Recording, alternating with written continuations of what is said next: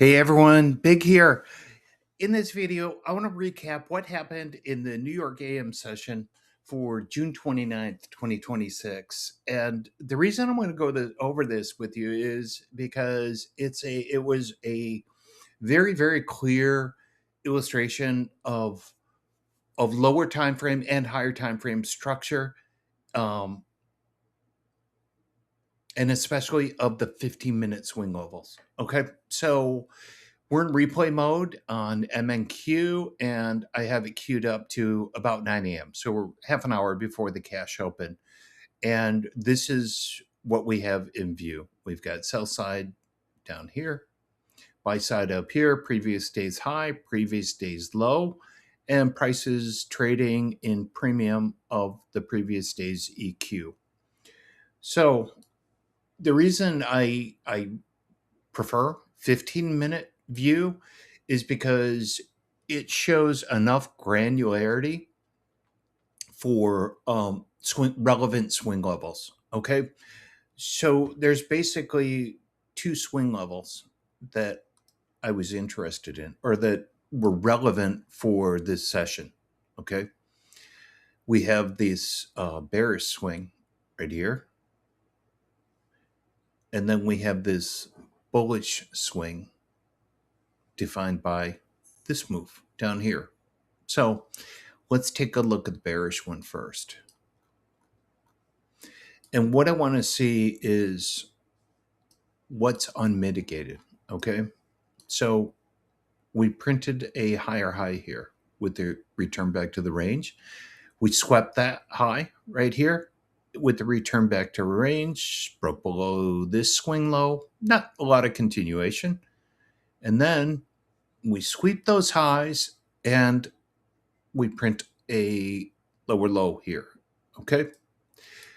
So this swing mitigated this one, and this swing mitigated the prior one.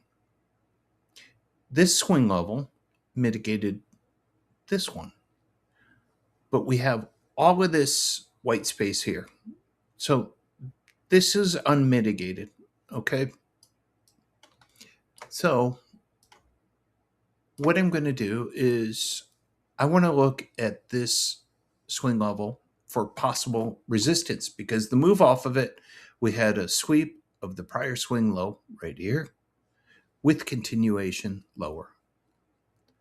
So we're going to look at the last up close candle because it's a 15-minute chart. Okay. Here's our last up close.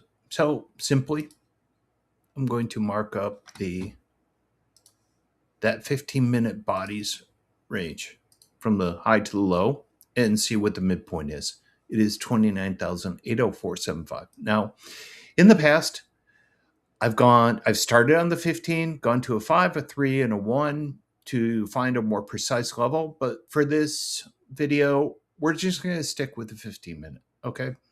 So that is a important and possible strong resistance level.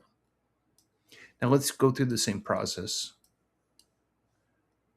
for the bullish one. Okay.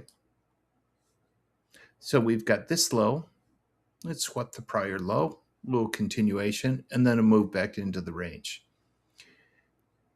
The move higher, we had a retracement. It mitigated and tested the imbalance down here and found a move higher off of it with continuation. Then we had a retracement. Retracement came down to test all this imbalance and found a move higher. It didn't sweep that high, but it did sweep this high. So that's quite bullish. Then we had a retracement, but we haven't tested this reversal. So like in the example up here, we have white space down here that's unmitigated. So this one's simpler than the bearish one. Let's take a look at that reversal. Here's the reversal structure. And what do we see? Here's our last series of down close right here. Okay, because it broke below that low, followed by a stronger move in the opposing direction. This candle is an inside candle. It did not break the prior candle's high, nor did it break the prior candle's low. However, this candle did break the prior candle's low. So that's our important candle. So similar to previously, we're going to mark up the candle body's range, and the midpoint is 306.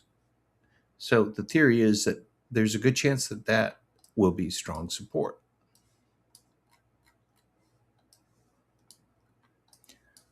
So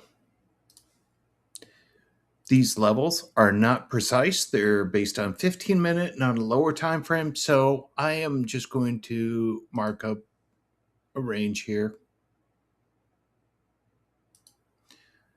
And the upper range is our resistance. Lower range is our possible support.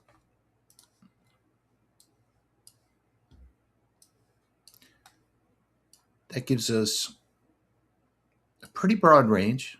It's actually 500 points. But those are really our only two important levels here. We have the PDQ, but as I say quite often, trading anywhere near the middle of the range is lower probability.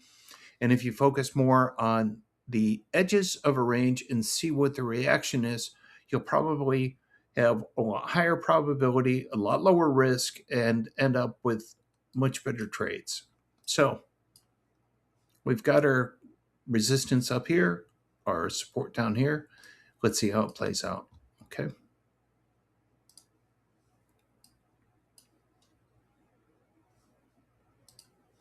Okay. So we had a opening bullish 15-minute candle. Then the following candle tested that zone and it found resistance. I took a short somewhere right up around 834 or so, and that was based on 1 minute. So that's why I took that at that level. Okay.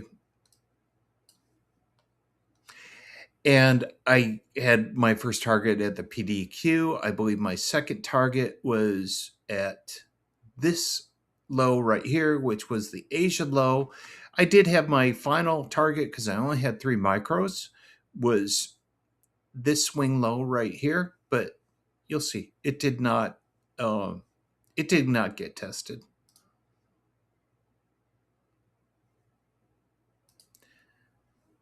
So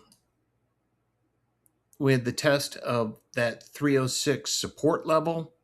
And on a 15-minute, found support. Price moved higher, dipped back down into the daily discount. Found support there for a move higher.